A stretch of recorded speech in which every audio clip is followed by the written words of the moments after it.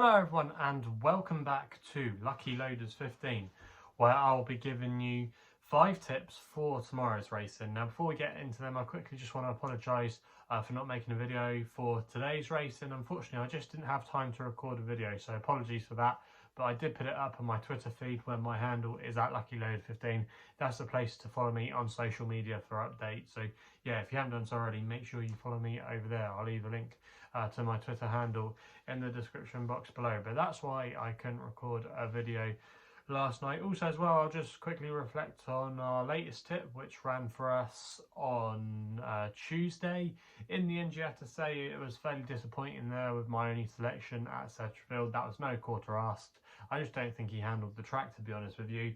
He was a bit outpaced at a couple of points during the race, and then he rallied again going up the hill in the closing stages. And yeah, a little bit of a frustrating one. I think you'd probably put it down to the track. So yeah, not been on a good run the last few videos.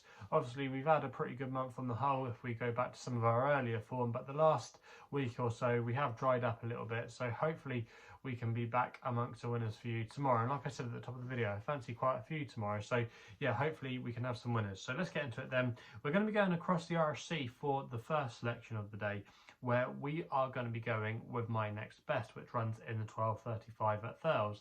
And I'm going to take a chance here with Arthur's Quay for Mark Walsh and Padraig Roach, currently available at 4-1 with bookmakers, and I'm going to recommend a 1-point win bet here. Now you have to forgive this horse on his latest run, where arguably you have to say he was disappointing when he finished in 5th place at Listowel. He was sent off a well-backed favourite that day, but that was over 3 miles, and if you go back and watch the race, he actually travelled into it quite well, but he just didn't seem to see the trip out, and I just don't think he personally stayed. He's not had many goes over fences, and I think this is actually an easier opportunity tomorrow compared to what he's been racing in previously. And I think going back down in trip to 2 miles 2 furlongs could suit him quite well, and I think he'll get a good pace to aim at, which could take him into the race. I think he's quite unexposed as well on good ground. I think the better surface will suit him. If you actually look at some of his relatives, especially on the dam side of the pedigree, they handle good ground. So yeah, I think he's got a good chance in this race tomorrow. He does have to shoulder top weight, but I do think he's more than capable of defying a mark of 113. He originally started out over fences over 119, so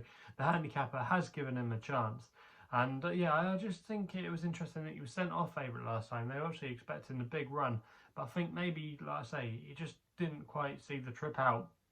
And the drop down and trip tomorrow could maybe spark some improvement. And he's not really raced over this trip before, with the ground conditions being as they are on the good side. So yeah, for me, I think he's worth a chance here, and yeah, I'm going to recommend him as my next best of the day.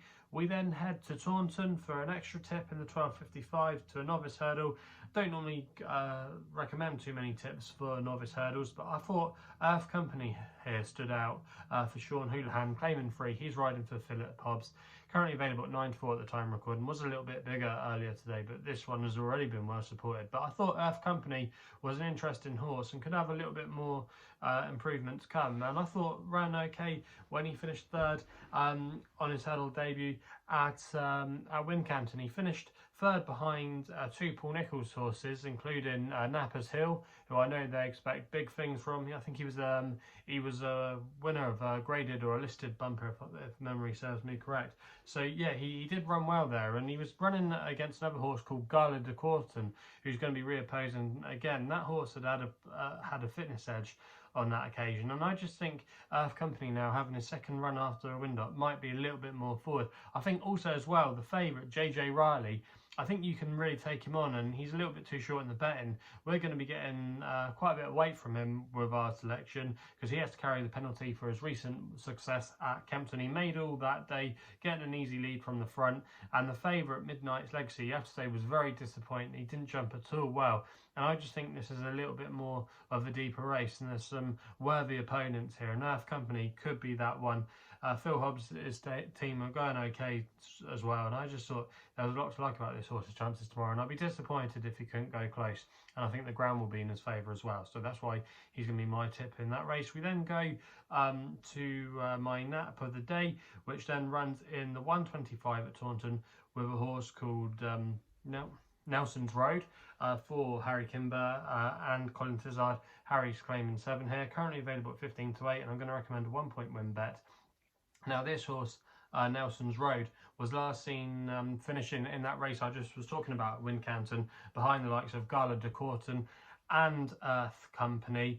Wasn't disgraced at all, finished in 4th place, but I just think got badly outpaced, to be honest with you, and will definitely be suited by this step up and trip to 3 miles.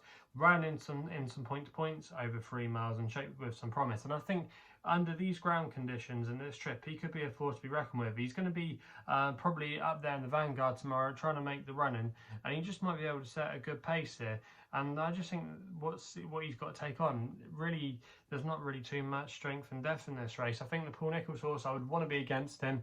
He was sent off favourite last time out at Wincanton, where he was ultimately well beaten, and he was very disappointing. And plus, he's going to have to concede nearly 2 stone to our selection. So, yeah, that might just make all the difference in this race, and I'm yet to be convinced by him. So, yeah, I think you can take him on. And for me, Nelson's Rock, if he can get into a good rhythm out in front, he just might be hard to peg back. So he's going to be my selection there. We then go to the 2:17 at Exeter with a horse called Buckthorn George. Again, another Tizard horse, but Brendan Powell is booked for the ride. Now, you can currently back this horse at 7 to 1 with SkyBet, who are offering 5 places. This is going to be my long shot, and I'm hoping he can do a little bit better than his latest run at Exeter, where you might remember we actually put him up that day.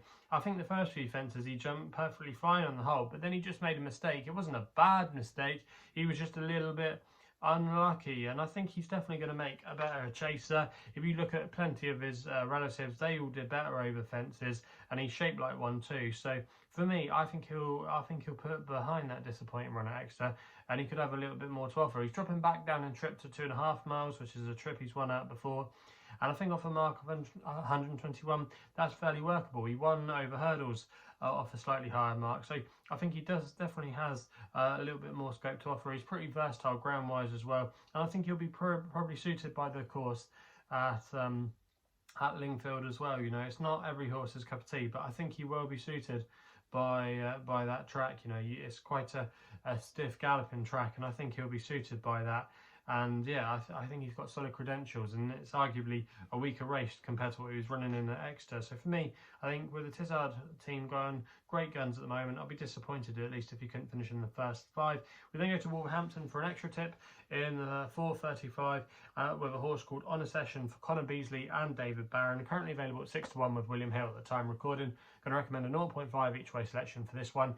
Now this horse, last time we saw him, returned from a little break when he finished 4th at Musselburgh. He didn't do too badly at all there. He had 1 or 2 excuses. He didn't get the clearest of runs, but I think he'll come on for that. And I think the angle in that I'm going with him tomorrow is the fact that he's unexposed on the all-weather. He's only ever run once on the all-weather when he finished 2nd in the Lincoln trial off a £1 lower mark back in the spring, and he didn't, like I say, discredit himself at all that day. It was a good run, and I think he could have a little bit more scope to offer. He was previously trained in Ireland, and I just think they've only got Dundalk, but I just think we've not seen the full potential of him, and he could have more to offer on the weather. He's got a US pedigree as well, which suggests you think that he'll handle the Peter no problem at all, and he could have a little bit more to offer. I think the race could suit up for him fairly well as well. You've got Salim, the Christopher horse, likely to make the run-in, and Summer Pato. If they both take each other on and go a good gallop, it could just set up quite nicely for him on a session, and he could see out the trip fairly well. I'm amazed actually he's not been campaigned over at a mile more often this season.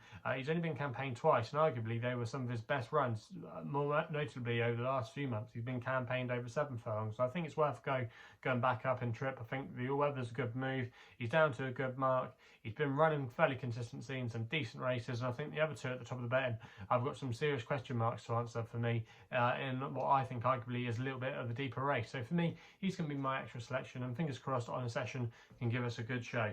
So they're the 5 tips then for tomorrow's racing. If you're still enjoying these videos, remember to hit the thumbs up button and subscribe here to my YouTube channel at LuckyLoaders15. Alternatively as well, if you want to follow me on social media, make sure you follow me there on Twitter, where my handle is at LuckyLoader15. And if you want to find out a little bit more about myself, my website is www.chrisloaderracing.co.uk. So please game responsibly. Hopefully we can have some winners for you tomorrow, and we'll be seeing you soon.